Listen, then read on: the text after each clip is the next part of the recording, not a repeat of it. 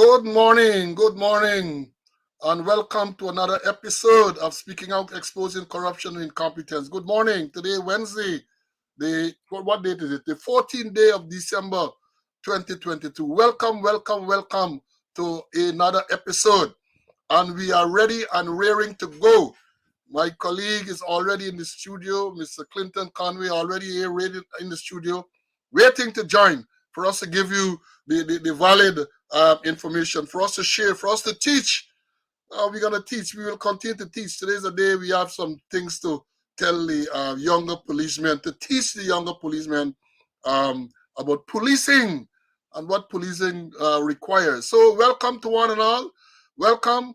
And you know the roll call. When I look at the roll call, man, I am so amused when I see the roll call and people are here very early from the time the program is scheduled. Some people are here. The first person this morning came in at 8:47. Believe that. 8:47. Princess E. Princess from Lamar Spring came in very early this morning. She was followed by Patricia G. She came in at 9:06. Then we had Kudakwashi, a regular now. He came in at 9:54. Ilundaya, she came in at 10:18. Clay R came in at 10:21. Then you have Monica at 10:22. Keith, Maury, welcome. Maury, you were early by 10:22 this morning. 10:29 actually. Then Vibart, a regular Vibart, old Scotty from the Corps. You worked with me in A Division as OC number 1. Vibart came in at 10:31. Then we have John from Clarksville. John is a regular now too. John from Clarksville. Welcome, John. And then we had Matthew J at 11:04. Anthony J at 11:05. My friend from Jamaica, Dudley. Dudley came in very early at 11:26 this morning. And then we had Chatty. Chatty, how you do? Chatty came in early too at 11:28. Then Raul came in early too, 11:28 as well. Barbara B came in at 11:30. Then we have Malvo 5. I can't recall seeing Malvo 5 before, so Malvo 5 seems to be a new person. Welcome if you're a new listener to this program. Welcome. Then we have by Terence from Canada. Terence, don't miss out. 97, 95. Terence, man. Terence, don't miss out at all. Then we have Philip from Florida. We had Isabella, Natasha D, Monica A at 11:48. Got Jakey from Maryland. Not a regular. Don't miss out, Jakey. Don't miss out. Old finance man, old cricketer. Used to throw over yarn a little bit and so on. So, yeah, Jakey was here. Then we had Winston. And we had Lynette from the UK. Denise, of course, the secretary, was here on time. I can't say early. Denise was here on time. And we had Ulrich coming in. Oren from the UK is here. Tasha is here. Abdul from Essequibo Coast. Squaddy Doreen from Canada was here as well. I see Canty is here. Frankie, Miss Squaddy Frankie. Elise is here as well. And then we have 8218 Kamabash reporting for duty, sir. Welcome. One and all. Frankie and Doreen, my two squaddies. Yesterday I got some very interesting information, man. I'm sure you'll be pleased. Another squaddie sent me a list of all our squad mates, all female and all male, Code 74.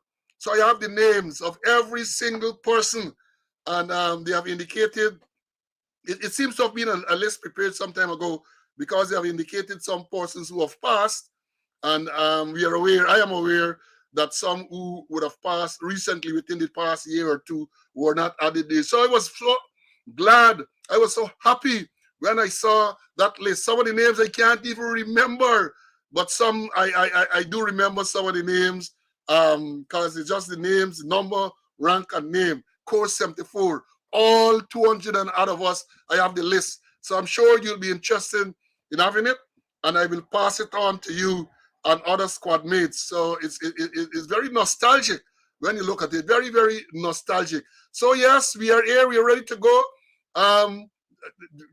Doreen, as I indicated, Doreen says she had the list too, right? She thought I had it. No, well, I had it some years ago. I had compiled it some years ago when we had a reunion, but I lost it. So it was sent back to me yesterday. I'm very glad that I now have that list. So welcome, welcome, welcome. And you know what we will say? Share the live, share the live. Let people know that we're on. We see, like, we headed for a full house this morning, full school, as we normally do.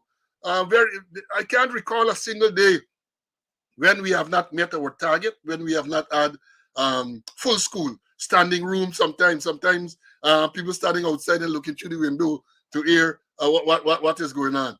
So, as we say, we have to always give praise and thanks. We always start by giving praise and thanks to the Almighty for allowing us to be here this new day and to be part of this program, this educational program. So welcome one and all. And this is the day that the Lord has made. Let's rejoice and be glad in it. I am happy to say that today there's no obituary. We don't have anyone who we are aware of any old police past recently. So I want to say welcome to all. Continue to share the live. Continue to share the live. And let me say this because I have forgotten to mention it over the past couple of weeks. Please subscribe to the page on YouTube. Sometimes, you know what happens on on Facebook in particular, when these, they call them by all kind of names. They call them jagabas, they call them trenchies, they call them amphibians. When the truth confronts them, they have a way of complaining to YouTube, and without any real investigation, YouTube will normally bounce you off. Not YouTube, Facebook.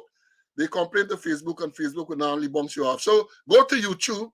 So if perchance they bounce you off of Facebook, you can always go pick it up on YouTube. And the good thing about YouTube, the programs are all there.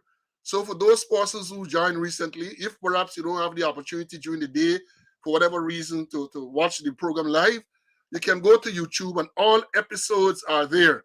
And I encourage you to subscribe to the channel and to hit the notification button. So whenever the program goes live, as it did a few minutes ago, you will immediately get a notification that the program is on. So go to YouTube, subscribe to the channel. I encourage you to do that.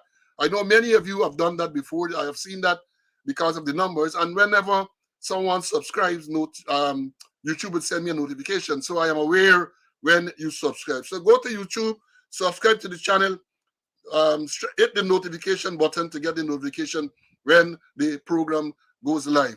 I want to take this opportunity to wish you all Caesar's greetings.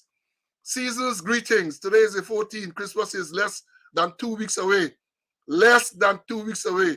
So I'm sure people will be busy making all their preparations and so on. I'm a countryman, and Christmas was always the holiday that I cherish the most, because my parents, my old man, and the stepmother with whom I grew up, used to make sure that nothing was left undone for Christmas. Nothing. So I used to get me gun and socket, your Apache or your Cisco kid, and your uniform, and you organize to play cowboy. So sometimes as soon as daybreak, you got out play cowboy. You come home, eat your pepper pot, your garlic pork, and so on. Then you go back, you play cowboy. And then one year, I remember very, very well, the old man bought me a gun.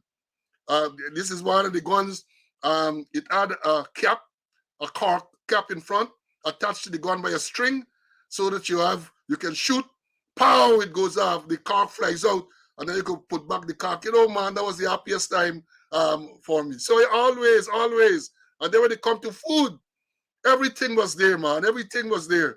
I recall too, as a little boy, the old man one year said, "We going to see Father Christmas at Guyana stores." But in the whole night I can't sleep. You're so anxious to go and see Father Christmas. You can't sleep. So I have always cherished Christmas. I've always looked forward to Christmas. And I know many people they will do the same. So Caesar's greetings to you all. Make your arrangements. I see Gordon indicating on his social media page some of the things that you will do. You take out the wares, you wash them, or you put them back in, you dust out. One of my jobs was to do the furniture. The furniture, we had these wooden furniture. So approaching Christmas, I had to sand them. You scrape, you sand, and then you have to polish, not lacquer, not lacquer, polish those furniture. And I was very good at it. I became very, very good at it. And I actually look forward to that. I look forward. Um, what John said, you used to play in the basement very often in the TSU. Well, not the TSU basement, really, maybe speaking now, the TSU miniature range. Yes, yes. So it was always a good time for me. So that is my favorite holiday. That is my favorite holiday, Christmas, and I hope that you get everything that you desire. And you know, I've said it last week too, you have to be safe, yeah? Because this time of the year, rain falling, you have to put up your fairy lights. People have to climb up into high places to dust and to do all manner of things. Be careful, folks, be careful. You don't want to have any accident at this time. So be extremely, extremely careful. So yes, continue to share the live, continue to share the live. And let me bring in my co-host, my co-accused, my colleague, Mr. Conway. CC, welcome to you, sir.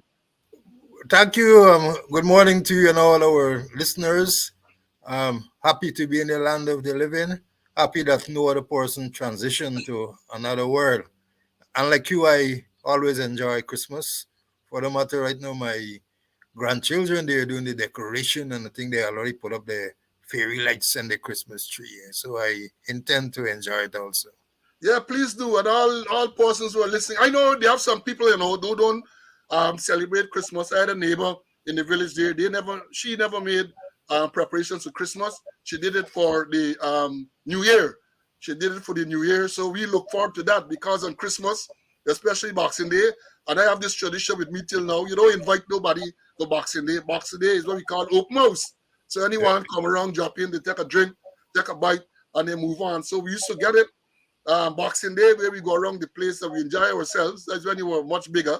And then Christmas, New Year's Day, we look forward to going by Miss Lucille, who lived opposite me, man, and all the goodies were there. So, you know, many times, many people have moved away from these traditions, but I like to reflect on Christmas because it was such a good time for me. See, the first thing that I wanted to us to do, I think I noted over the past couple of days, word in the media, both social and regular media, that many persons have graduated from the University of Ghana, including ranks of the Ghana Police Force. I want to take this opportunity, and I'm sure you will join with me, to extend congratulations to all those persons who have recently graduated from the University of Ghana. Public management, I see they have something now, and crime. It's a good thing to qualify yourselves and to make yourselves marketable. CC, as a man in training for all the years, I'm sure that you want to join in congratulating them as well. Yes, Paul, I join with you. And I'm particularly pleased with a youngster from immigration. I think his name is some Sutton or about a man who they had denied making a cadet officer. Well, I think he got another degree with distinction. So I want to congratulate him and all the others who have graduated. And I hope that they get the opportunity to transfer some of that knowledge into actual policing because quite a number of persons got degrees and they just sit down on it. They're not given the opportunity to make use of the knowledge that they've gained. Well, some of them have degree and some of them have degree. Emphasis on the D. I remember Larry Lewis in his days, he used to say some of you have degrees and some of them have degrees. And the young man that you referred to, I was so pleased when I saw that he has now graduated again, this time with a bachelor's degree. I think it's in international relations, and he has a distinction. So we had said on this program, we had encouraged him when they had denied him the opportunity to go on the cadet course, that don't give up, don't give up. Sky is the limit. And we said then, and I will repeat again here for emphasis, they denied him the opportunity to go on the cadet course because they claimed that perhaps he wasn't physically fit. And I made the point that you don't have to be physically fit to become a cadet because in the police force, there are three systems to make cadet. The very first system, which started way back in 1958, was the direct intake. and I plan to do a program on that, direct intake. The first cadet was we had Noah McLean, Cecil Skip Roberts, and Glasgow. We used to call East Satan Glasgow, Cecil Glasgow. Those were the first three cadets, and then later on you had Larry Lewis and other people coming in as cadets direct from outside.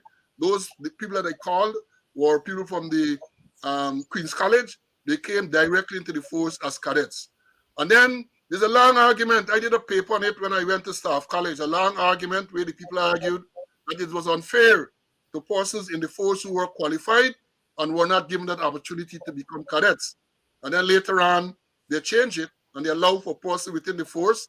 So you had people like Lloyd Barker, James Mentor, Balaam Ragabir, and those who became internal cadets, the first set of persons to be internal cadets. And then in 1980, the cadet program took a next turn with the standard military officers course, where the first set of persons to have gone on that program were Winston Felix, who later became commissioner, um, Donald Pearson. The two of them graduated, but you had others. Danny, remember Danny from training school? He Yep. went there. You had Basil from TSU 84, 87. They went there, but they weren't successful. But the successful persons were Winston Felix and Donald Pearson. So you have these three avenues. So when they're going to tell a man that you can't go because you're not fit, you can't go to the standard military at GDF, they just don't want the person to get the opportunity to become a cadet officer. And then you would note too that since that time, they had this rush promotion in July, on July the 2nd of this year, and they still did not consider a man who had all that type of qualification. Maybe he wasn't of the right grouping. That is why he was overlooked. I want to also say to those persons who have graduated, I mean, you graduate, you're knowledgeable. I said before, UG don't teach policing, so you have to now learn policing. When you graduate with a diploma or a degree, it shows that you have the aptitude to learn.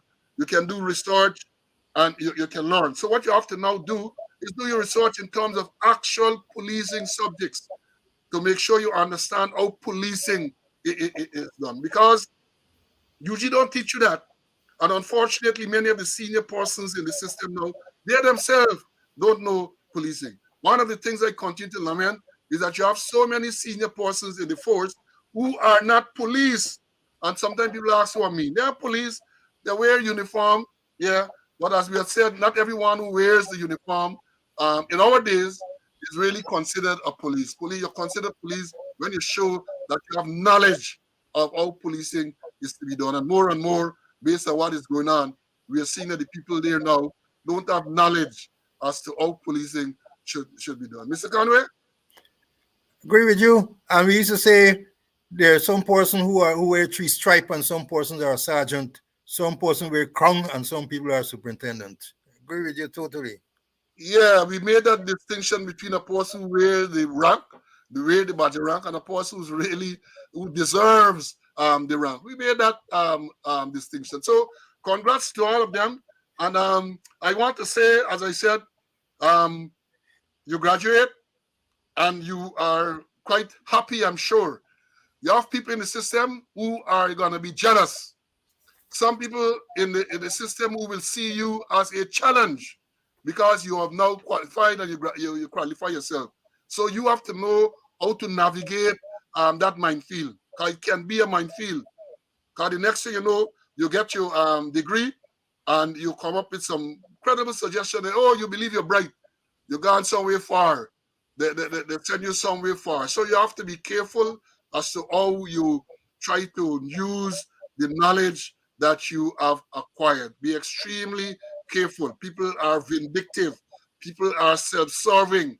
And if they believe, they perceive you to be a challenge, you can find yourself at the bush bottom within a jiffy. And you have got to be very fortunate to have been allowed to remain and graduate because you have persons who, when they learned that they were pursuing higher education, they find themselves let them. They find themselves all over the place. So congratulations to you and hope you continue on your path to higher education and to a successful career. even if not in the police force. You're making yourself marketable, and that is very, very interesting. See why we did not have any police. Quite happily, we did not report on the passing of any police. I'm sure you would have seen yesterday this what they call murder suicide at Bell West, West Coast Demerara, where it is alleged that a young attorney at law attached to the Attorney General's chambers or husband shot her. That is what the news is saying. And then he turned the gun on himself. He is a barber. But in reading the thing, we were taught to analyze statements and to analyze situation critically. And I read the thing, and I read it again this morning. They said he went there, apparently they had domestic problems, whatever it is. But he shot her, and then he shot and killed himself. They said a .32 pistol was recovered, and they did not say, I did not read whether they claimed that he was a licensed firearm holder. And CC, are you familiar with that?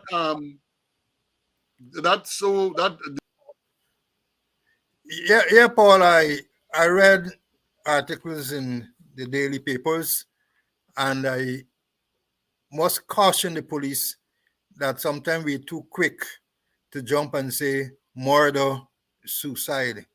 I can recall a case in Borbis where a woman from Borbis was found dead in a doctor, I think it was a Cuban doctor's office in Georgetown. He was also dead, and the police classified as murder suicide. Only sometime after they discovered that it was double murder.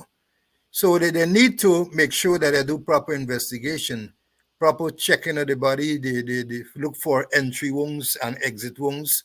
I understand there were one newspaper mentioned 5 spent shell, one mentioned 4 spent shell, but we're talking about three bullet entries, 2 on the woman and 1 on the man. So they got to do proper investigation and don't leave it as a murder suicide. And also, question may be asked, as you mentioned, we also analyze statements. A barber, how does a barber qualify to become a licensed firearm holder? I mentioned in a letter some time ago that there is a multi-million-dollar racket going on in terms of firearm license. I mentioned persons at Chief Chanjapal Drive, Young Street, a house in Rob Street, a building somewhere northwest of Breakdown Police Station, and those places where firearm licenses are being issued illegally without persons who do not have just claim being getting firearm at a cost. So maybe they should check out how he got a 3-2, and it might be revealing.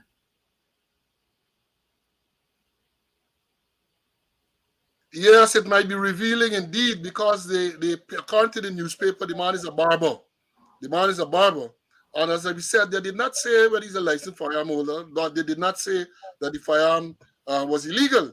So one is left to assume that maybe it was a legal firearm. And the same question, how come, what qualifies a barber to get a licensed firearm when we have seen letters in the media, and there was I think it was an editorial from Sabrok News lamenting the fact that people who are businessmen, legitimate, bona fide businessmen, have complained about the problems they get to acquire a permission to own and use a firearm. So all is not well in the system, and we have mentioned it before. I mentioned it before, and only recently, but I said recent, very recent, over the past couple of days, a source of mine communicated to me that a man told him that he was in contact with a senior, very senior police officer about a firearm.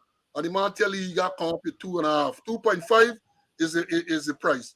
Another source of mine told me that a friend of his had to pay, I think he claimed around $3 million for a shotgun and a pistol. So, Minister, the people who are listening, all is not well. I asked the question some time ago, what is the position with this firearm licensing board? Is the board functional?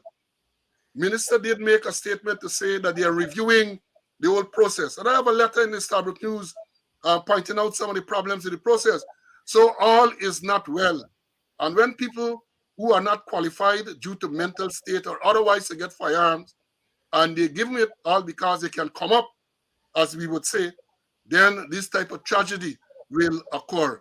And it occurred to me that being in close to the AG is not too nice a thing, because I recall some time ago his driver is alleged to have committed suicide. Now the spouse of the one of the lawyers at his chambers, she was killed and her husband committed suicide. So something seemed to wrong. Something seemed to be wrong. You got to be careful with the company you keep. And talking about firearms, CC. I think today is Wednesday. It was Monday. Freddie Kissoon has a very interesting article in the Kaichor News, one of his columns, dealing with a gentleman who committed suicide. Did you see that article, CC? I read it with much interest, although there are some missing links. But part of it, they're saying that he went to the commissioner, he went to police headquarters in relation to the approval, and they found out that it was bogus. I don't know. I know when you get the approval letter, the letter will be sent to you, and you will be told to report to divisional commander, whichever division you're residing, so that the process can happen. And they say that he committed suicide, I think, 2 days after the police locked him up for 2 days. So things are happening. Unlawful things are happening, particularly with firearms, Paul. Yeah, I agree. And what I saw in Freddie's article, and I have extracts here, is the suspicious suicide of businessman Adam Lynch. According to Freddie, Lynch was arrested at the commissioner's office. He said he was held in detention for 2 days. And when he was released, 2 hours after he was released, he committed suicide. And Freddie goes on to say that the police explanation was that the approval letter was not signed by the commissioner and was fake. And he said, all we have to go on is the name Adam gave to me and Craig. He's referring to Lino Craig, because Freddie's story says that this man, this deceased person, now deceased, went to him, they met, and he told him that, look, he had to, somebody had to intervene. According to Freddie, he said that some influential, let me read what he said. He said this was the police, some personality. He said the facilitator of a person with serious reach in Georgetown.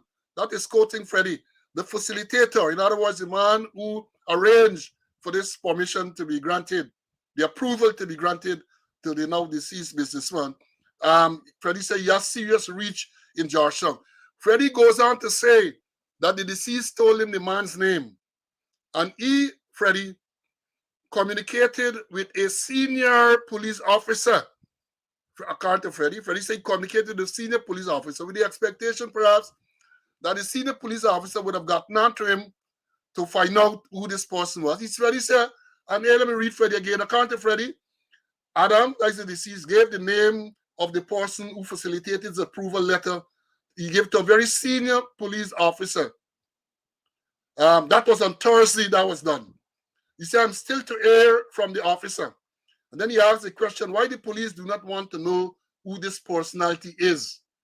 Then he asked, what happened to Adam in the station that caused him to lose his mental balance and kill himself? Freddie Kissoon is asking that, and partly there's no answer as yet. It will be interesting to know who this facilitator is. And as you rightly point out, CC, what I found strange is that they're saying that this man went to police. He was arrested at police headquarters where he presented this false approval letter. And you rightly pointed out, if you have an approval letter, there's no need. The approval letter is supposed to originate from police headquarters. So there's no need for you to go to police headquarters with an approval letter. The approval letter tells you to make contact with the divisional commander in the division that you reside. And what will happen then, you go and you purchase your firearm, you do some very rudimentary training at the TSU, the firearm is licensed to you, and that is it. But something seems to be wrong with this whole process, At the end of the day, a businessman kills himself, and they didn't say how. I didn't think the article said how he died, whether by hanging or whatever means he used to take his life. But 2 hours after he been released from the police station, he killed himself. That remind me of the young lady on the East Coast who made an allegation of rape, and shortly after she was interviewed by the police at Covanjan, she went home and she killed herself. So it looked like when you are in custody or when you get come contact with the police, you are inclined to end your life. See? I think the interview is not the appropriate word. Interrogated or Yeah, some other word. yeah, what interrogated. Interview. Yeah. Interrogated. Uh, Roy is asking what became of Mr. Donald Pearson. The last I saw Donald, he was driving minibus in the Kitty Campbellville route. That's some years ago. Some years ago, he think he had left the job. I can't remember the circumstances under which he left, but he left and he was driving. That's the last I saw of him. But I said at some stage I have to do something about this whole cadet scheme, so to make sure that people understand what is going on, the tree system, and how one can become a cadet officer in the Guyana Police Force. So, yes, that is what happened to this gentleman who killed himself, the businessman. And then we had the news again, Region 6 in the news again. Here, this time a Region 6 vehicle was caught with drugs by the police. Not so long ago, it was the ambulance in Region 6 transporting smuggled chicken. This time is another vehicle. And a source told me, said, well, you would note they're not mentioning the names of these persons because in the case of the ambulance smuggling chicken, it was alleged that a senior official was involved. And this time around, it has been alleged again that apart from the person who was held, other persons were involved. So it seems that the government vehicles, the region vehicles, Region 6, they're on running, CC. yes, all on runnings, man. Even the police vehicles are all on runnings. But we getting back with the smuggling the chicken. I know we have drugs. Maybe it's a health issue, man. Yeah, and then you had the butchers. You had the Yeah. butchers. You didn't hear nothing about the story with the butchers. The Um, people who carved up the cow on the quarantine, the policemen who carved up the cow in labor time, yeah. as they would say. So the people get skills. The people have skills. And then they well, let me deal with this matter that I indicated. The knowledge is a wonderful thing, and people who are they don't have the knowledge and they are arrogant, they don't want to seek knowledge, they end up in problems. I saw again sometime last week, there was a sergeant, I think a Diamond, who was charged for, I think, perverting the course of justice, and they're claiming that he either aid or he did something with what they call some sentencing warrant. Now, I made the point long ago on this same program, Ulrich had joined to tell me, you said, that there's nothing like a sentencing warrant. And I'm speaking here in particular to the young policemen. There's nothing like a sentencing warrant. Standing Order 76. Standing Order 76, and I will encourage you to read Standing Order 76. It tells you of the types of warrants and how they are to be dealt with. Standing Order 76 tells us about 5 warrants. It speaks first to an apprehension and an arrest or apprehension warrant. An arrest warrant is issued by the court. The magistrate or the judge issue arrest warrant under certain circumstances, which then authorizes the police to arrest a person. That is an arrest warrant. Or it is sometimes referred to as an apprehension, order to apprehend the person. Right? So you need to know that. You need to know because it has a lot of, I can't go into all at this stage, but it has a lot to do with how it is recorded, how it is issued, how it is executed, what is the process after execution with terms of returns on a monthly basis. All of those things are in the standing order. And the policemen, especially those who graduate, I say that you seek knowledge and policemen should look at. Then you have what they call the commitment warrant. And that's what they refer to as this stupid thing what they call about sentencing warrant. You have a commitment warrant. The commitment warrant is issued again by the magistrate or the judge. And what is a commitment warrant?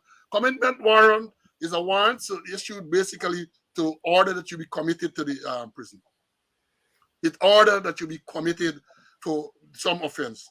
In some cases, I remember when I was a young special constable on the East Coast, commitment warrants for people who violated the Motor Vehicle and Road Traffic Act came from the Vigilance Magistrate's office every Friday. So, for example, let's say a person gets a ticket, a traffic ticket for whatever fine it is. It will give you a time by which to pay. You get the ticket, you pay. Them days it used to be 30 something dollars, or failing to pay the fine within the stipulated time, a commitment warrant, because it's a fine or 1 week fine or 2 weeks in prison. So if you fail to pay the fine, the commitment warrant is issued, authorizing the police to arrest you and take you back before the magistrate. Because when you're arrested, the police can't just carry you to the prison like that. They take you back to the magistrate, and then the magistrate can hear your story, and then you can decide whether you pay or whether you think. Because even with that same commitment warrant, read the standing order. It says that if it's a case where the person is fined and failed to pay the fine, upon arrest, the person can decide there and then, look, police are going to pay the fine, and it says what the police must do in such cases. It pays. And let me tell you something about commitment warrant that I learned the very rough way. Now, as I've said, every Friday afternoon, warrants came from the vigilance magistrate's court's office, and I had always had a thing for number. So the warrant would state the name of the person, the driver, and the number of the motor vehicle that was alleged to have transgressed. And I used to go through the warrants, and I used to remember the numbers. And I used to be on the road, Spardam District Road, Pleasancedale Road, with a certain policeman. Then they walked him out. He left the job long ago. He used to always tease you about it. And I used to say to him, hey, warrant there for that car. Warrant there. And you used to pull them in, take them into the station. And yes, warrants were there. So here the sweet part. So the people now used to go and they pay the fine, pay the warrant, which is $35. And this police used to back the warrant. See, you know what I'm talking about here? You're backing the warrant. Yeah. So when the man backed the warrant and sworn I did on there, then the man was nice to me. The man was extremely nice to me. The man used to take me down in Pleasance to a place a man called Zapata. Zapata used to cook nice pepper pot and bread.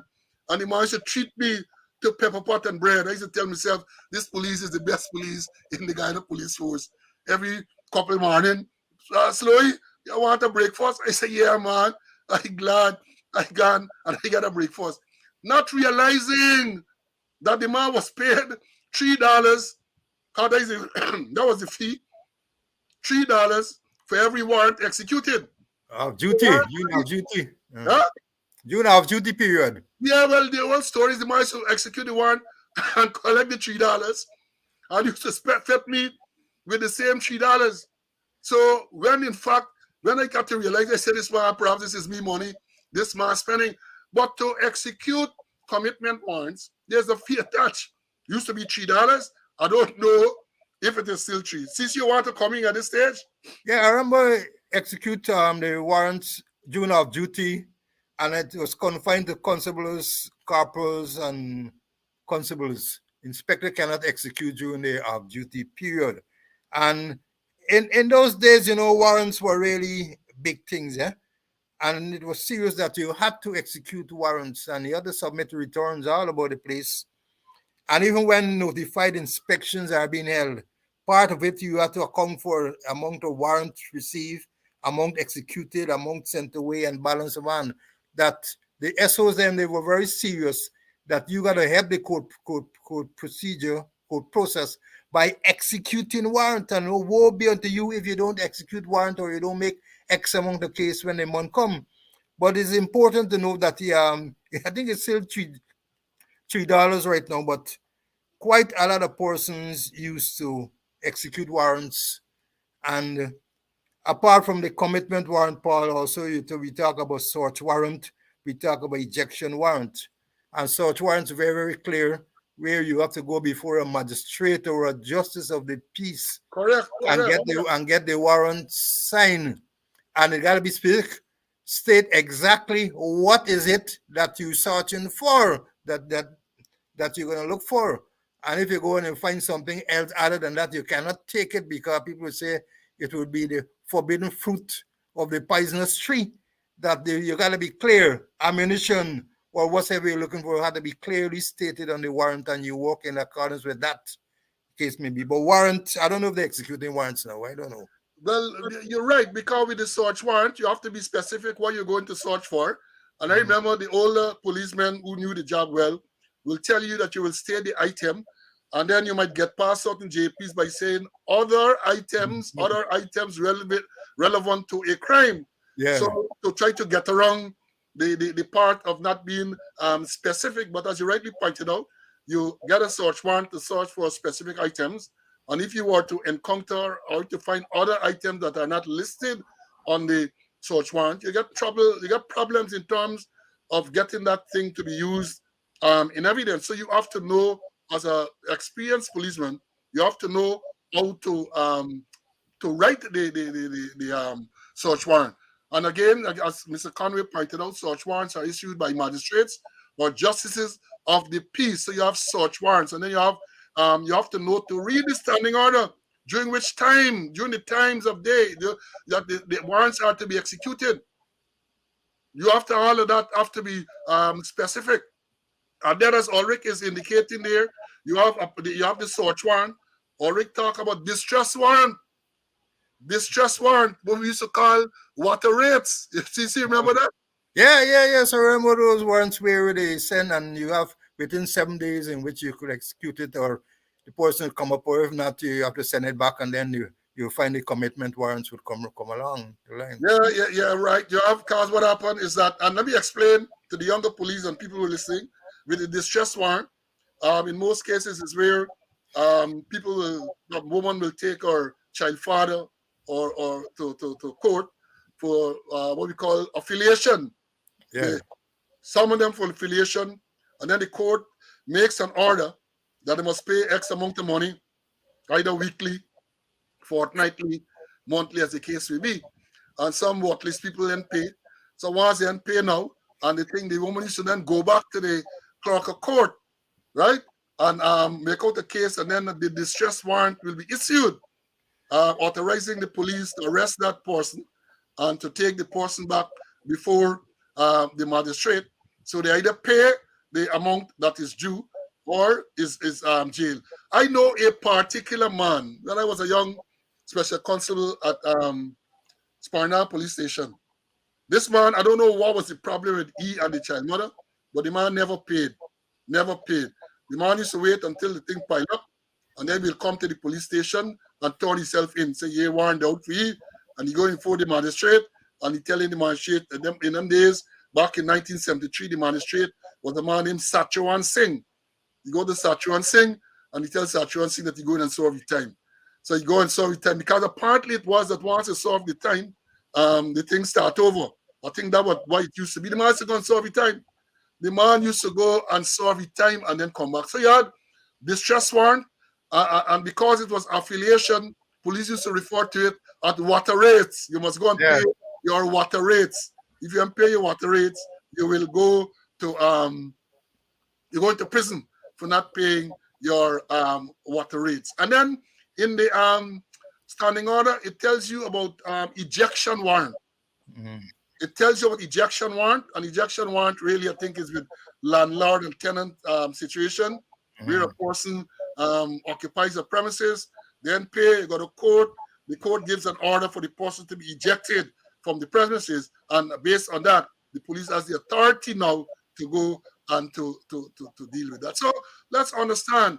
So when they're talking about this sentencing warrant, and I said because of the arrogance, it was made clear it is nothing like sentencing warrant, but they keep repeating the same thing. Part they're trying to say, well, they're going to listen to Slow and Conway, but it's not listening to Slow and Conway.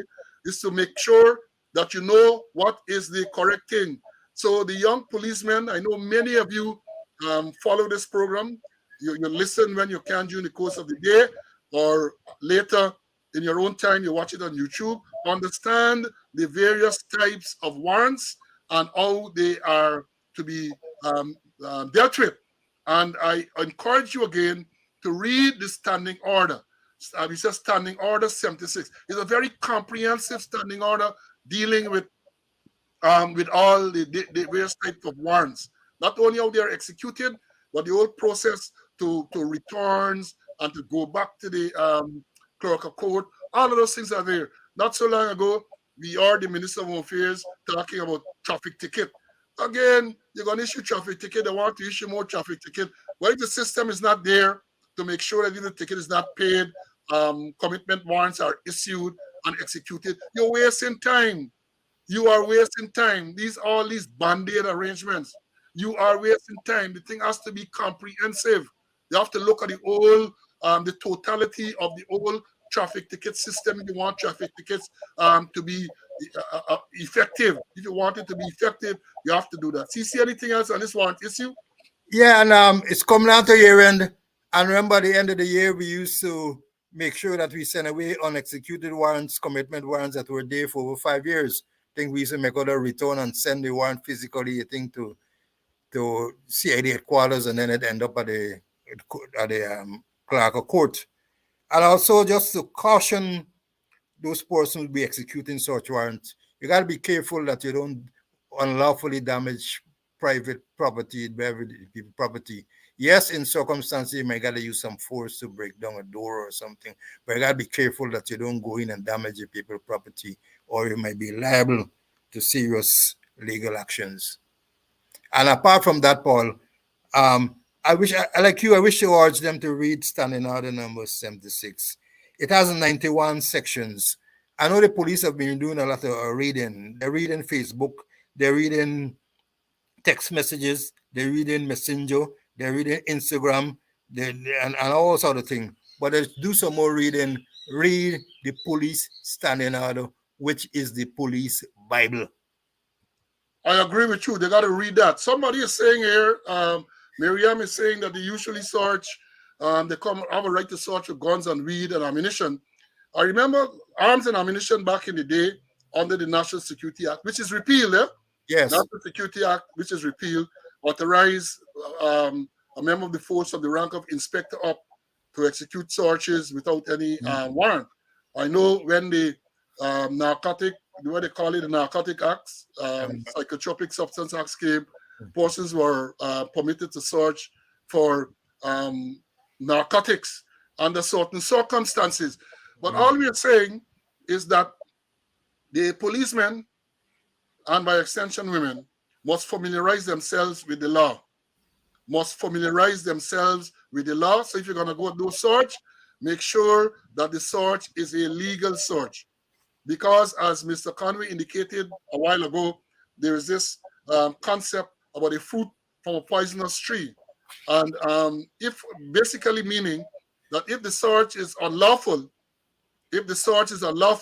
then you have difficulty in getting the exhibits or the items found admitted in a court of law, because any lawyer will say, hey, they had no lawful authority to execute this search, so these things cannot be put in evidence against the client. So read and understand what is going on. The University of Ghana would not have taught you that. You have to go to the standing order. You have to read the relevant laws and to make sure that you understand that. And Raul is saying the police don't use search warrants anymore. I'm guessing they don't know what that is. The articulation is what I think he cut off the. But he's right. I don't know that they use search warrants, but then again, it's the whole system.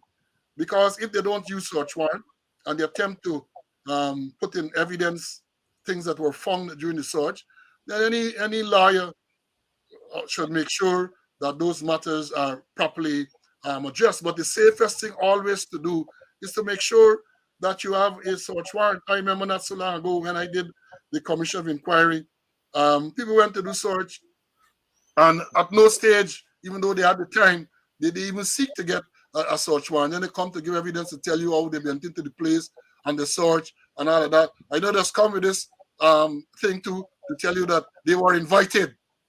You know, they were invited, and it is if you are at home and somebody police come to say they want to search, it's for you to ask them if they have a search warrant. Do you have a search warrant? And then the warrant should be read to you. Read to you, not given to you, should be read to you what it is all about. And talking about this thing, let me make this point. I forgot to mention this last week, CC. This issue, remember we spoke about a policeman who was assaulted on the East Coast. And the story is or was that he had asked the driver to produce, the minibus driver to produce his driver's license, which he did. The police had the license to take the details of the driver, and then the driver demanded the return of his license, and perhaps the police hesitated and he tried to assault the police. Let me say this quite clearly, and this is the law, the Motor Vehicle and Road Traffic Act. Can't remember the exact section, but go and research and do it. Any policeman in uniform, and again, policeman in uniform, the law does not speak about traffic rank. The law does not recognize traffic rank. The law speaks to policemen in uniform. Once he stops you, you have an obligation to follow the directions and instructions of the policeman in uniform. The policeman in uniform can also demand your driver's license, and you have to produce it to him for him to get the details. However, the policeman is not permitted to then take away your driver's license like that. And I say like that.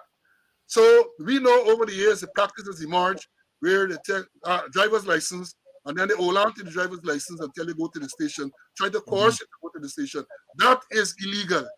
The policeman should not take your driver's license to coerce you to go to the police station. You should take the license, record the information on the license, your name, license number, your address, which should be on the license, and then gives it back to you. Right? Now, there are circumstances, I want, some of them bright, there are certain circumstances, extreme circumstances, where perhaps it might be justified in holding on to the license. That basically, the license might be a forgery. You might have clear evidence that the license was tampered with. The license seems to be not belonging to the person who presented it to you. There are extreme circumstances. But generally, policeman stop you, policeman in uniform, can I see your driver's license? Whatever offense you may have committed and so on, or alleged to have committed, you should present it to him. You should make a note of what the information is, and you should give it back to you. Should not hold it and tell you, say, well, go to the station and all. And that is what has caused this resistance from people. Even decent people, because they know that once you hand your driver's license to the police, the next you know you're holding on to it and tell you, say, go to the station. That is wrong. That is wrong. See? Well, they need to, I think the word is negotiate, no? Go to the station, and then the negotiation will take place, on a little $10,000 or $15,000 will think there. But you are quite in order that they can demand the driver's license and they have to produce it. But after that, give it back to them unless it's forgery or other thing that you detected. Otherwise, so that don't keep the man license and don't tell you go to the station and reach me there, and then you come 2 and 3 hours afterwards. No. So unprofessional. Now someone is asking here. I say I don't normally look at the comments because you can be distracted, but I looked and I saw Popo. I know Popo's old CID man. He's asking if is it from the rank of ASP and upward at JP. Now that is a different issue.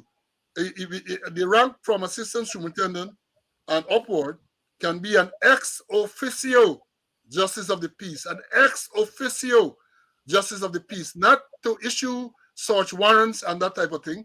The ex officio justice of the peace is to conduct disciplinary inquiry and to be able to read the riot proclamation during internal disturbances. So if you're a JP or ex officio JP, let's make it clear, because it's not automatic.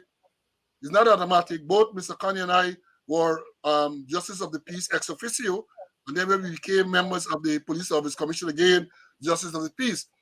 The instruments are prepared by the Office of the President. You have to go before a magistrate and be sworn in as an ex officio. In other words, by virtue of your office, you are a justice of the peace.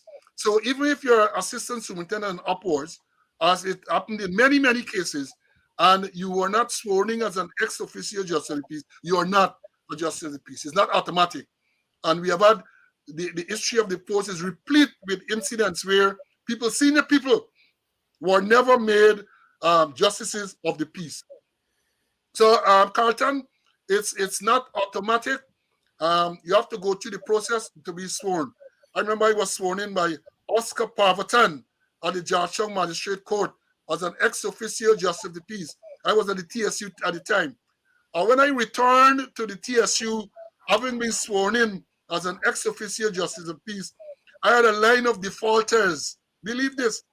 I had a line of defaulters waiting there for me to take plea from them in disciplinary matters because I was now given the necessary authority to do so. And I always remember 10974 Alder. He was a SC, 2544 was his number. Alder was the first man I dealt with as a child officer. His matter was 4D7, asking a man elected to bring discredit on the reputation of the force. That is since 1985, I tell you about, I remember all of these things. He rode his bicycle south along the eastern half of Main Street, approaching Bankagana, and failed to stop at the red light. And the late Francis Duncan Clark saw him, reported him, and he was charged for acting in a manner likely to bring discredit on the reputation of the force. That's the first matter I dealt with. 3 days pay. First matter I dealt with. So I remember this thing. So yeah, Carlton, hope I have clarified that. It is not automatic. Once you're an ASP, you have to go, well, ASP and above, you have to go, the instruments, or the instrument for the individual has to be prepared. I think it's by the AG chambers. And then it is taken before the magistrate. You go there and you hold the Bible and you swear, and then you are an ex officio by virtue of your office.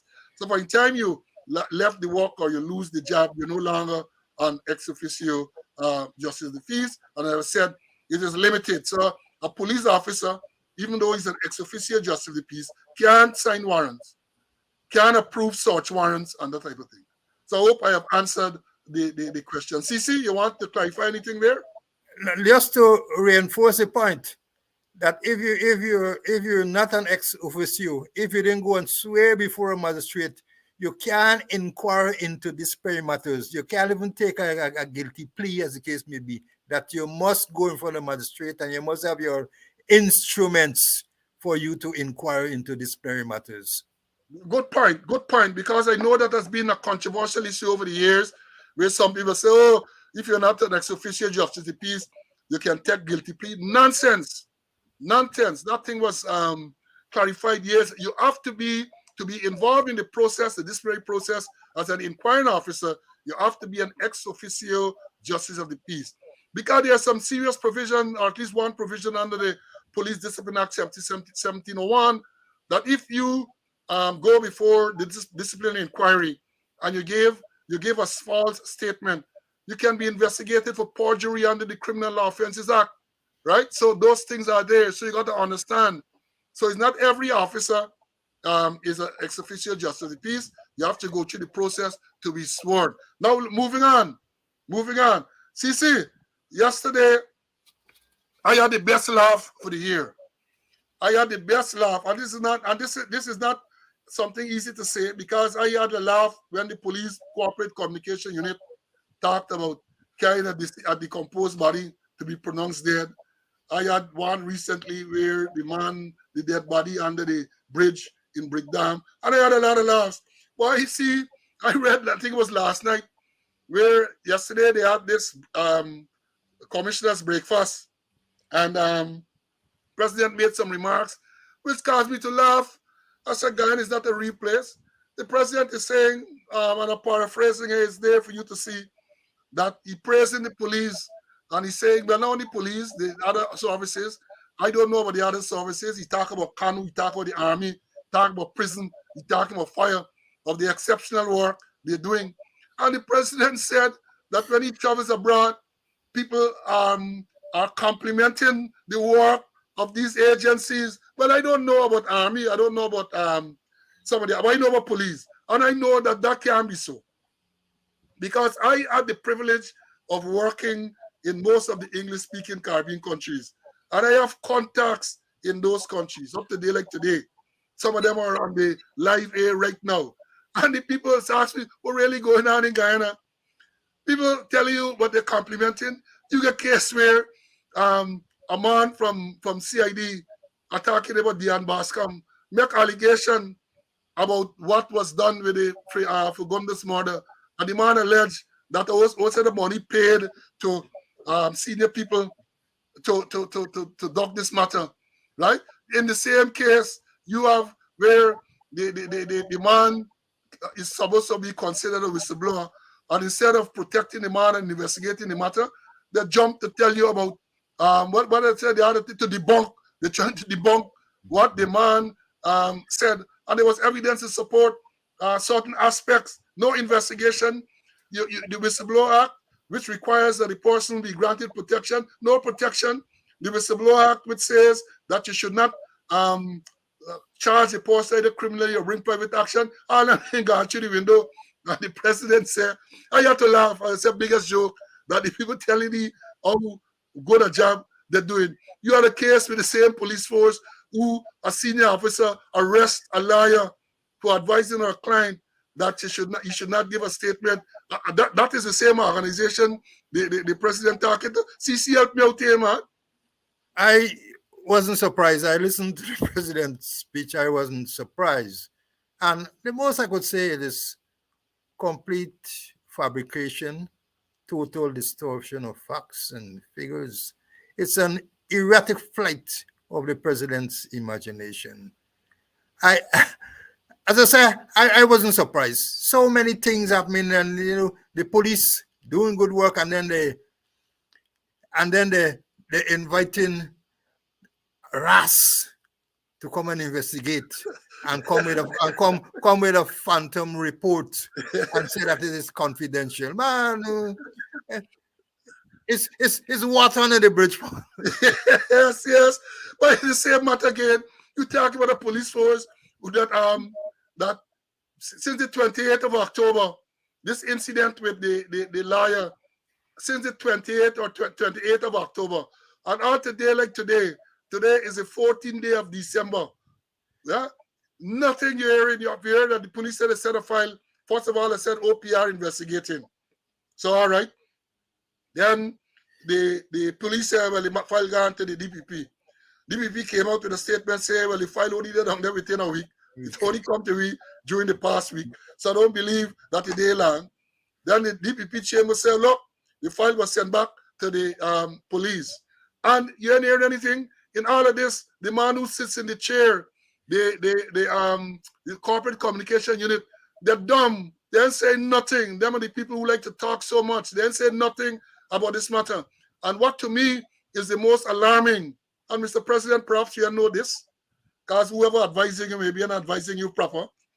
The lawyers, or at least the lawyer, Ms. Clark, has filed legal proceedings against the officers who violated our rights. And according to the report, they have made no less than 4 attempts to effect service on the ranks, and they're pushing them around. The latest is, according to Mr. Nigel Hughes, he was there not so long ago, I think it was me Friday gone, in this matter where the same police that the president praising decided what the lady named Carl Joseph, some allegation made in 2016. 2016. And this is it, 6 years after the same Soku police invite her to police to the headquarters there and to read 14 criminal charges against her. And according to Mr. Hughes, he said while he was there, he saw Ramana and others whose services to be effected on. And he indicated to the marshal, these people are here now. And when the marshal turned up to effect service, the police stopped them, say, oh, these people out in the field, they're not here. They're out in the field. So they have been avoiding service for all this time, so much so that the lawyer to indicate that he was moving to the High Court to get the High Court to order the man who sits in the chair. He said, Commissioner, order the man who sits in the chair to make sure that service is effective. Them disgraceful things going on. And the president telling people that people outside, they live in an alternative universe. If it is so, they must be trying to butter you up. And he should know when you're trying to butter up people, what has happened. Because he tried to butter me up in 2020. And it didn't work out. In 2020, it didn't work out too good. Right? It didn't work out too good.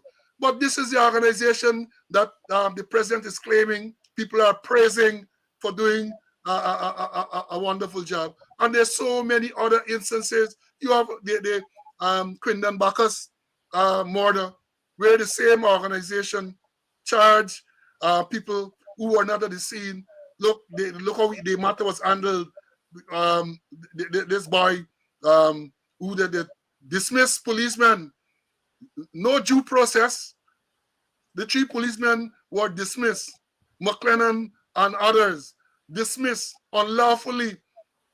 The same police force that you had a member of the force alleged that the liar spit in your face. And what did they do? Absolutely nothing. Absolutely nothing. And this is a force that the president wants us to believe is doing such a good job. Rubbish, man. Madness. CC, madness. It is madness. And according to Crazy the Calypso said, madness is gladness. Madness is gladness. So do you want to say anything further on this, my brother? Yeah, I can't remain silent like the police, because let me put Suku in proper context. Suku was established to look at money laundering, to counter terrorism, and other very serious offenses. But it's lost focus and it's not operating within its ambit. To me, and the view of several persons, that Suku is a political and oppressive arm of the state. You may recall when APNU, plus AFCU, they were in government. They had charges against Ashley Singh, charges against the president, charge against Washington and others. And overnight, government change, and the DPP, the politically inclined DPP, null-prost those matters. And now what will happen is that a lot of politicians on the other side of the divide is being targeted. And the thing is that with ridiculous ease and with frequency, they're getting legal advice to charge. And the legal advice coming from the office of the director of public prosecution when they don't even have enough evidence that could hang a big market to rat. If you look at the records of Suku, they have not yet had any successful prosecution. I recall one case went to trial, and that was with the Rice Board, with Damlal and others, and it went overboard. 2 persons, a Nigerian and a woman from the East Bank, pleaded guilty to fraud charges. They didn't go no trial, they pleaded guilty, and I think they were fined. I can't remember the offense. And if they are pleaded not guilty, those matters would still be there. I have personal knowledge where I was charged over a year now, and they can't disclose anything. I remember the magistrate asking the prosecutor, how many witnesses do you have? How many witnesses do you have? Prosecutor cannot answer. They have not yet disclosed anything, not even a statement. A year and a half has gone. Well, we have our date tomorrow. And we, members who have been charged, we are not going to go to any high court and ask for them to quash a decision when the magistrate said that the prima facie case is being made out against us. And neither do we go and try to influence the political inclined DPP to not press our matter. We want our day in court.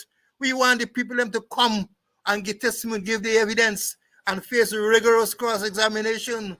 And then even may jump out from Suku. Look at the Police Service Commission.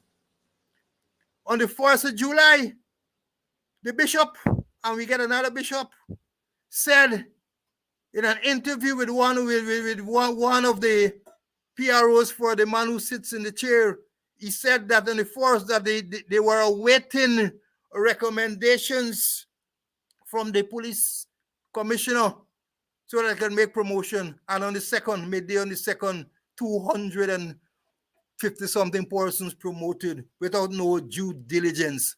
One man, an inspector, moving with no real outstanding work professionally or otherwise or academically, move from inspector to superintendent, bypass 280 something persons. Where is he now? He's in region number 2, doing the work as a detective officer there that was normally be done by a sergeant. Perhaps that is his level. And they promoted persons who left the work, persons with despairing matter, persons doing the pass the promotion exam, and a whole lot of irregularities. And we're saying that is the police force? My God. Yeah, well said, CC. But you know the man that you refer to in Chicago, I checked. The man joined the force and he get 3 promotions, 3, and he's a superintendent. His first promotion was a corporal. The second promotion was from corporal to inspector, and the third promotion was from inspector to superintendent. Right? And as we said before, you got a man with a degree in public management who now get a degree in international relations with distinction. And they say he can't go up on cadet course, and they get you there as a sergeant. So what are you saying? And I just see people saying, breaking news. The DPP just discontinued the matters against the 3 officers from Soku. That is people, more than one person have now saying on this, on the chat, that I guess they're referring to the charges that were to be or were filed by Mr. Nigel Hughes on behalf of this lawyer Clark for this unlawful arrest and detention by the ranks at Soku. People are now saying that the DPP has discontinued the matters against those persons. All I can say is this. I am not surprised, because if I were a betting man, I would have won big, because I said that has been the pattern. So I said that would have been done. But I believe, just as how, under the Criminal Offences Procedure Act, in the Marcus Bidram case, it went all the way to the CCJ. Yeah. And the CCJ ruled that the DPP, in the exercising of our powers to order the magistrate to reopen a case and to commit someone for, in this case, the murder, was unconstitutional. I believe that these things have to be challenged. I believe these things have to be challenged because, as you said, this is the type of frequency. I know I was not surprised for the time I hear criminal charge, and I believe, based on all the utterances from the attorneys concerned, that they had anticipated this too. And I'm sure that if they're playing a good game of chess, they will have a move. They will have a counter move. I am very confident that they will have a counter move. So now that she has discontinued, they will decide what is the next step. But that is what is going on. And let me say this. I know the politicians, they're looking, they get the people looking and the people reporting. So look, report. The amphibians who are sent to look at this thing. Look at the type of people who these matters are discontinued against. And look at the people who matters are think to charge. I refer to the Damian McLennan, one of the most egregious cases. A man who wasn't on the scene of this Quinton Bacchus murder charge. The man was dismissed unlawfully. The man charged appeared in court on the 15th of July, and the same day, the man who sits in the chair dismissed him. So what we talking about? What we talking about the performance of the police force? We are the laughing stock of the Caribbean and further field, because people gonna, what happened to due process? What happened to the presumption of innocence? A man is accused of being of committing an offense, and without him getting the chance to natural justice. And I know CCU does talk about natural justice all the way back to the beginning. The Bible, And no chance. And you have this here now, with all the evidence, because the world has seen the evidence that this man, DPP, not pros. DPP, not pros the case. And you're talking about Soku, before I invite you back in. I have a couple days ago, Stabrook News did a news story about the same Soku. I have it here, the story, they say it is captioned, and it was on the 12th of December. Soku's arrest of attorney shines light on a checkered past. And down at the bottom, they say, on November the 26th this year, Stabrook News reported that Soku received 100 suspicious transaction reports that had a connection to money laundering from 2016 to 2020, but investigated less than half. According to the second Money Laundering and Terrorism of Financial Act, accounting report, as part of the NRA, a team from the Anti-Money Laundering and Counterfeiting and Financing of Terrorism National Coordination Committee assessed Guyana's liability to Guyana's ability to combat money laundering and terrorism and financial act. It was found that Guyana anti-money laundering legislation adequately provides for criminal sanctions.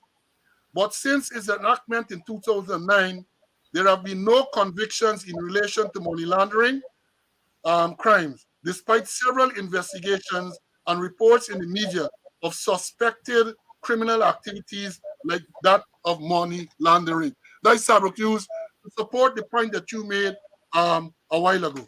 To support the point of this unit, and I know the same Stabrook News that called for the disbanding of the unit, but it is now so politicized, is used as a coercive arm of the state. That they're gonna do that. They get people there, and the people boasted, you know. The people that's boast that we don't take instructions from the commissioner. So therefore, we are concerned what I say about commissioner and all of that. They take instructions from elsewhere. And we all know that. yeah, I've been following Suku very closely, and I agree with what was written by Stabrook News. Well, let me just jump off a bit, and we talk about, we congratulated persons who graduated from the university. And here it is, you have a man with a doctorate, Dr. Paul Williams, Deputy Commissioner of Police. They had him at COVID-19, counting COVID-19 cases, confirmed cases, and counting deaths. And so now they move him and carry him to the Civil Defense Commission, checking on flood wash. So all sort of things going wrong, and then you want to give them high praise. You cannot give high praise. You give praise where praise is due. Otherwise, stay silent. Yes, I agree with you. Otherwise, if there's no need to give praise, don't open your mouth. You know, they say, there's a saying about keeping your mouth shut to let people believe that you're stupid, rather than open your mouth and confirm it. It is up for a lot of people. And somebody's asking the question here, Popo again, how can the DPP discontinue charge when the ranks have been avoiding? So it's a good question, but I believe that they are operating the fact that before the documents would have been issued to the marshals, remember the charges would have been filed. So I believe that the charges were actually filed, and I don't know the charges are filed, how the DPP becomes involved when service has not been effected. I really don't know, and I believe at some stage somebody who's properly more qualified can explain. But so many things are done by the DPP's chambers that it defies logical explanation. Defies logical explanation. Defies. I have always said, as a CC pointed out, if you are accused of something, go and prove your innocence in court. Go and prove your innocence in court, right? As we are anxious to do, as Mr. Conway alluded to earlier, the matter where this trumped up charge that was filed to have I was removed from the police service commission comes up tomorrow. In the magistrate court, and we are awaiting to hear what the magistrate will say.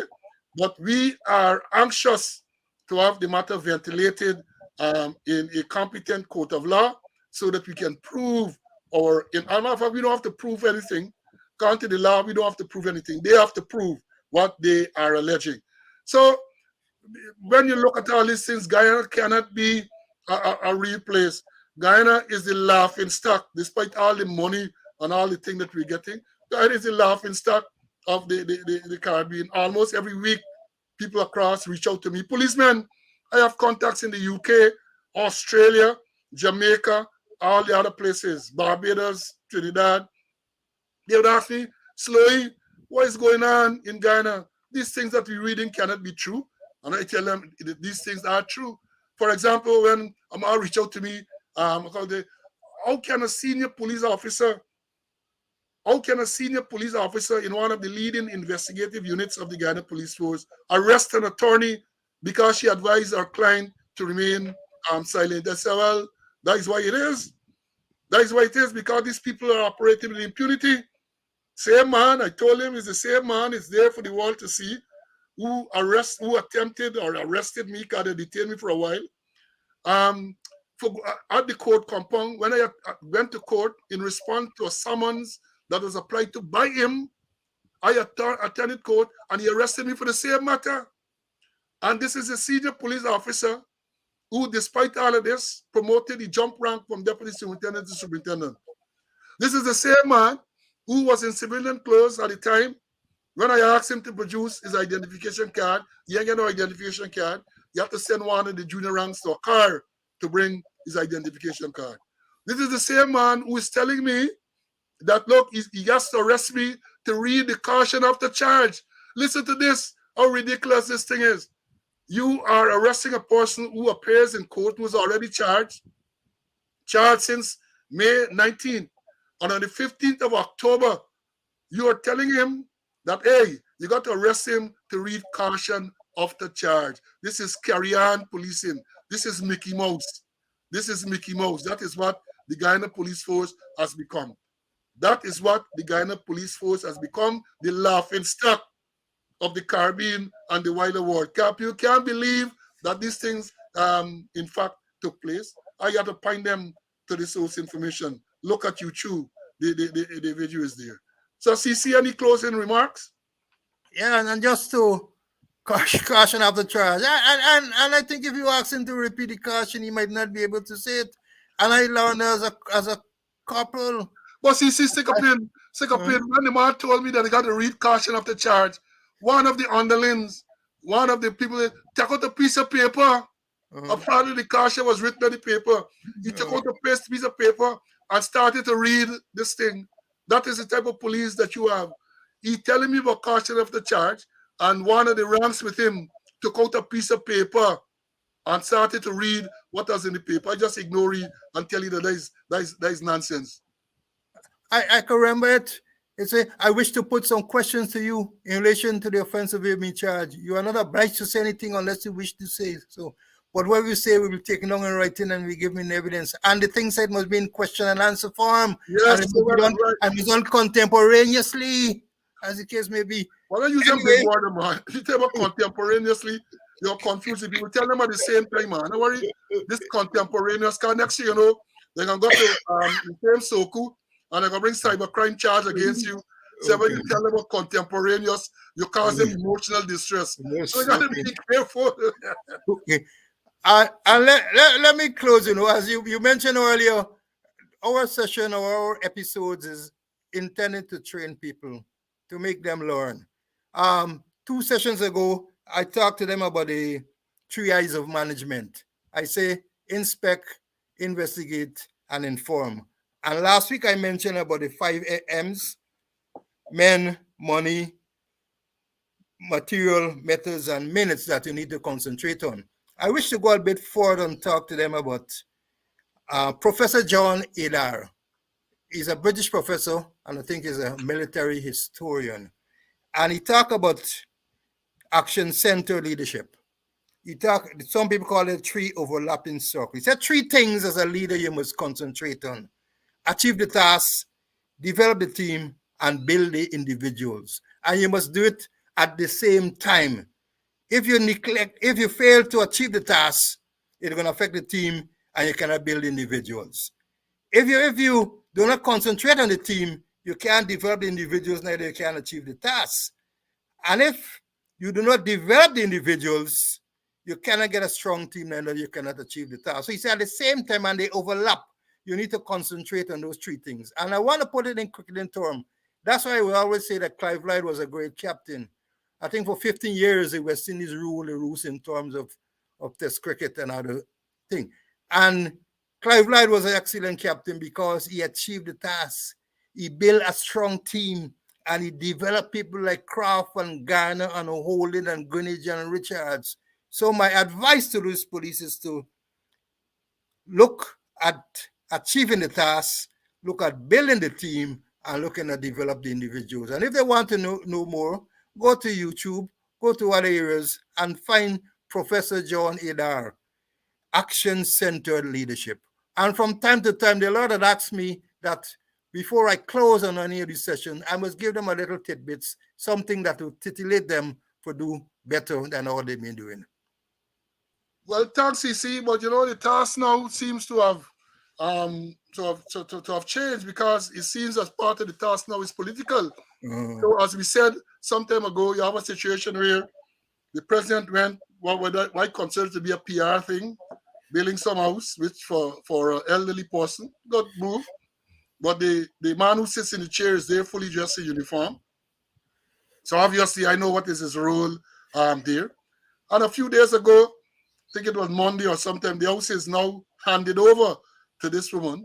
And the same man, this time he's in civilian clothes. And there's a photograph there with the crime chief, them and they're cutting ribbon and all sort of things. So this task that you talk about, it doesn't relate to law enforcement any longer. Because remember what the law says about the task of the police force, the prevention and detection of crime, the prosecution of offenders against the same, along with other stuff. That is not the people role now. They don't have that as a role. They now have become politicians, so they can go to rodeo with the president. They can go to house building exercise with the president. So that is the task, and I guess that they are fulfilling those tasks that they have now set themselves, or the administration has now set for them. So CC, thanks for always. We can continue to try with them, though, Yeah, we can't give up. We haven't give up, because I get a feeling that some of the top are lost cause. They are hopeless. They are unredeemable. But the younger ones who are listening and who are learning, they are the ones that we are trying with. I thought you use the word unmembable. Well, there's the next thing. Some of them, that's a controversial word now, which we'll deal with at some other time. But I'm saying that the younger ones who seem to have the desire to acquire knowledge, they are the ones who we have to try. And I say this to them. Don't take what we say as gospel. We will normally give you the reference. Go and read. For example, in relation to warrants, we have pointed you to the standing order. Go and read and learn for yourself. In relation to what Mr. Conway just said, he has pointed you to the literature. Go and read and learn. That is what you have to do. Seek knowledge. Seek knowledge. And once you seek knowledge, then maybe you are going to be able to be successful. So, Mr. Conway, I want to thank you for once again being here this morning, and another very, very interesting morning. And I want to take this opportunity again. We have one more program before Christmas. But I know Christmas is not just a day, it's a whole season. So I want to wish you and your family all the best for this glorious season of Christmas. And I'll see you soon. Thank you very much, Paul. And I'll be around. Enjoy your Christmas, you and family and all the other police. Right, folks. Again, we have come to the end of another, what I consider very interesting program. As I would normally do when I'm leaving, caution you to be extremely careful. I did so at the beginning in respect to your preparation for Christmas. I want to do so now in relation to COVID, and be careful.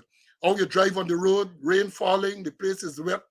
Some places, for example, on the quarantine, West Coast, Demerara, you will find sometimes tractors and vehicles coming out of the farmlands, a lot of mud on the road. Be extremely careful, folks. Be extremely careful so they can enjoy the holidays. Be extremely careful. COVID is still there. Every day in the newspaper, you're seeing cases of COVID. People are even now back to the ICU and all of that.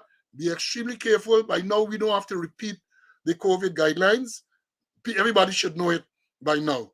Just to encourage you to be careful and to say, God spare life.